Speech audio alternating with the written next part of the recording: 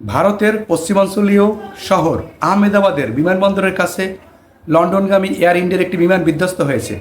বিধ্বস্ত হওয়ার সময় বিমানটিতে 242 জন আরোহী ছিলেন। গুজরাটের বল্লভভাই প্যাটেল বিমানবন্দর থেকে উড্ডয়নের কিছু সময় পরই বিপদ বুঝতে পারেন পাইলট। তারপরই বিমানবন্দরের এয়ার ট্রাফিক কন্ট্রোল এটিসিতে সাহায্যের আবেদন করেন। তারপরে সব নিস্তব্ধ হয়ে যায়। এটিসি থেকে যোগাযোগ করা হলেও কোনো সাড়া পাওয়া যায়নি। বিমানটির 242 জন আরোহীর মধ্যে 230 জন যাত্রী এবং 12 জন ক্রু ছিলেন। যাত্রীদের মধ্যে 169 জন ভারতীয়, 53 জন ব্রিটিশ, 1 জন পর্তুগিজ এবং 1 জন কানাডিয়ান ছিলেন। 242 জন আরোহীর মধ্যে সবাই মারা গেছেন, কাউকে জীবিত অবস্থায় পাওয়া যায়নি। সংবাদটি বিভিন্ন পত্রিকায় প্রকাশিত হয়েছে, যার মধ্যে উল্লেখযোগ্য যুগান্তর, ইত্তেফাক, কালবেলা এবং দৈনিক আমার দেশ পত্রিকা। পত্রিকার কিছু অংশ আপনাদেরকে আমি পরে শোনাচ্ছি।